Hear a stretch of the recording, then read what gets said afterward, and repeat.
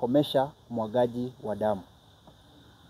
Tanzania imetandwa na wimbi la majonzi, si kwa kuwa wananchi wana shida, mbali ni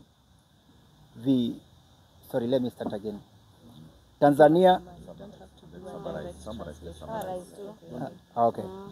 Suluhu muuaji, komesha kabisa umwagaji wa damu. Tanzania imekumbwa na wimbi la majonzi tangia tarehe 29 mwezi uliopita.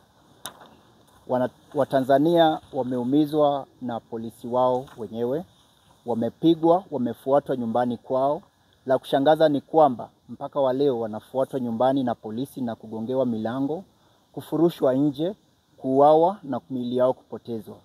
Mfano ni kijana mmoja wa miaka 15 ambaye alitolewa nyumbani kwao, na bado alipotolewa nje amepotea mpaka wa leo. Tunajua kwamba kuna mama pia pale Tanzania, mji wa Mbeya, alifuatwa kwake, akauawa akiwa amebeba mtoto mgongoni na serikali ya Mama Samia Suluhu. Polisi wanaendelea kuwasaka na kuwawinda vijana wote kupitia filamu, kupitia picha na video zilizotokea kwenye mitandao, na kuwawinda na kuwaua. Kwa hiyo yaliyotokea Tanzania yanaendelea mpaka wa leo, hayakukoma siku hiyo. Inadhihirika kwamba mmoja wa waliokuwa wakizika maiti za Watanzania waliopigwa risasi na polisi wa Suluhu anakiri kwamba maishani mwake hajawahi kuona mihili ama maiti nyingi kiasi kile amekiona wakati huu, kwa maana wanachukua mihili na kwenda kuizika kwenye kaburi za halaiki ili kuficha ushahidi. Inasemekana takriban mihili 3,000 tayari imezikwa. Tanzania leo tunapoongea, madaktari na hospitali zote zimefungwa, ziko chini ya ulinzi mkali, kwa maana walioathirika, majeruhi wote walioenda mahospitali kutafuta msaada, kutafuta huduma za matibabu, bado wanawindwa kule na kuuawa. Madaktari wamepokonywa simu zao. Hii ni nia ya kuwafanya wale wasitoe ujumbe wowote kwa dunia, kwa sababu wanaficha kinachoendelea pale Tanzania. Tuna ujumbe wa kuaminika kwamba kuna wanabiashara pale waliingiza zana za vita ili kuwadhuru wa Tanzania, na haya yote yalifanyika chini ya ulinzi wa Rais Samia Suluhu. Serikali ya Tanzania leo imechukua hatua ya kuanza kuwahukumu walioshikwa, kuwahukumu waliokuwa wanaandamana na mashtaka ya uhaini. Wengi wao ni vijana wadogo, wengi wao ni vijana ambao wanatafuta maisha yao. Wengi wao ni vijana chini ya umri wa miaka 26. Inasemekana kwamba kuna Watanzania 22 katika siku tofauti tofauti, moja ikiwa tarehe 15 na tarehe 29, ambao walipotea sehemu tofauti tofauti, moja ikiwa ni Ubungo, Dar es Salaam, na walipopotea inasemekana kuwa hawajaonekana mpaka wa leo. This is the treason charges. Ya Watanzania 22 ambao wamehukumiwa na kesi ya uhaini tarehe 15 Aprili 20 mwezi wa 2025 na Oktoba pia, Aprili pia 29, katika koti zilizo ndani ya Dar es Salaam. Hiyo ni Ubungo district ndani ya Dar es Salaam. Na Andrew Karamagi ambaye ni wakili wa Uganda amekiri kwamba haya yote yanayoendelea Tanzania ni mfano tu yamehigwa kutoka Kenya, ambapo zaidi ya wanarika 75 walihukumiwa na kesi ya uhaini. Wengine 400 wakahukumiwa na kesi ambazo hazikudhihirika vizuri na mpaka wa leo wanazidi kuripoti kotini. Haya yanamaanisha kwamba hawa viongozi wanaendelea kuwa wanafunzi wazuri wa shule ya udikteta ya mzee Museveni.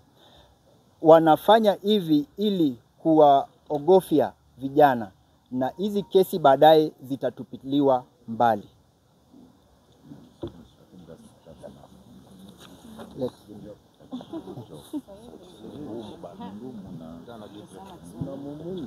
Kiswahili uko vizuri bwana.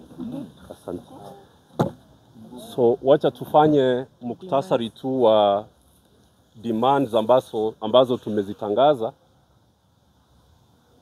kama muungano wa jumuiya ni yetu, na pia mashirika ya Waafrika ambao tunahusika kuanzia Senegal, Nigeria, Ghana, Kenya, Tanzania na mashirika kutoka nchi zingine nyingi. Na kwa kifupi tu, kwanza tunasema kwamba lazima Rais Suluhu Hassan ajiuzulu mara moja, kwa sababu uchaguzi wa kumpatia idhini ya kuongoza kama rais wa Tanzania hakuipata. Watanzania hawakumpigia kura, kwa hivyo hawezi kuendelea kutawala kama mtu ambaye alipigiwa kura na Watanzania. Na jambo la pili ni kwamba anapojiuzulu Suluhu Hassan, tunaitisha kama Waafrika, na sisi jumuiya ni yetu, tunasema kwamba Tanzania ipewe serikali ya mpito ya mwaka mmoja ili waweze kufanya marekebisho ya kisiasa, ya kikatiba, ya kisheria, ndio Watanzania waweze kurudi katika uchaguzi ambao utakuwa ni wa haki na wa ukweli. Kwa sababu Tanzania hawakufanya uchaguzi wa kuunda serikali ambayo itawatawala. Kwa hivyo lazima wapewe wao wenyewe, wajiundie serikali ya mpito itakayojumlisha sekta zote za Watanzania kwa mpito wa mwaka mmoja, ili waweze kurudi katika uchaguzi ambao utawapa serikali iliyo na idhini ya wananchi wenyewe. Tumeitisha mashirika yafuatayo yaweze kuchukuliwa hatua za dharura. Kwanza ni shirika lao la utangazaji TRA. Tunasema kwamba shirika hili Tanzania Authority, ambayo ni ya Communication Regulatory Authority, lazima ifungue kabisa mitandao yote na waweze kusakwa na kushtakiwa kwa sababu ya visa ambavyo wamevitekeleza vya kuwezesha mauaji ya halaiki ambayo tumeyaona katika nchi ya Tanzania. Pia tumeitisha shirika la SADC ambalo liko katika chini ya wenyekiti wa rais mpya wa Malawi, waweze kushikamana mara moja, watengeneze vikao vya troika na vikao vya organ yao ya kisiasa na uchaguzi, ndio waweze kutatua shida zote zilizomo Tanzania kwa wakati huu, na wasaidie Watanzania katika kupata serikali ya mpito, na wamsaidie Mama Suluhu Hassan asiendelee kuhujumu, kuwatesa na kuwaua Watanzania kupita kiasi ambacho amekifikisha kwa wakati huu. Sisi tumeitisha kwamba serikali zote ambazo ziko katika eneo la SADC na nchi za Afrika Mashariki ziweze kuandamana na kusaidia Watanzania ambao wako katika msimu mgumu katika kipindi cha siasa. Na tumeitisha na kushukuru mashirika yote ya haki za kibinadamu ya Afrika nzima, hasa mashirika ambayo ni ya nchi za Afrika Mashariki na SADC. Tunasema kwamba tuendelee katika kazi ya utafiti, documentation, tuweze kufichua siri ambazo zinaendelea katika giza ambayo imetanda kule Tanzania.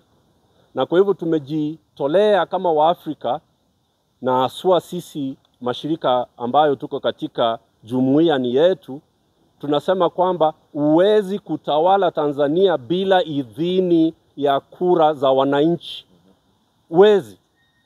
Na kama ili halitafanyika, lazima Suluhu Hassan ajue kwamba sisi wa Kenya, Waganda, watu kutoka Mozambique, watu kutoka Zambia, Malawi na nchi zote ambazo zimezingira Tanzania, tutaanza kwenda moja kwa moja na tutaingia Tanzania na tutaikomboa, kwa sababu jumuiya ni yetu. Jumuiya ni ya wananchi, sio ya serikali. Jumuiya ya Afrika Mashariki ni ya wananchi, sio ya serikali za Afrika Mashariki. Na tunafanya hivi alivyosema profesa, kwa sababu uchaguzi wa Uganda ni Januari. Tusipo chukua hatua tuonyeshe Uganda kitakachowapata wakiiba uchaguzi wao, na wao wataiba uchaguzi. Na tunajua kwamba uchaguzi wa Kenya ni 2027, Agosti mwaka wa 2027. Lazima tuonyeshe hata na udikteta wa Kenya kwamba nchi zinazotuzingira na Waafrika wote watakuja hapa Kenya kuhakikisha kwamba wizi wa uchaguzi na mauaji ya halaiki ndio uweze kunyamazisha wananchi na Waafrika umekoma na hautakubalika tena. Asante sana. Tunashukuru.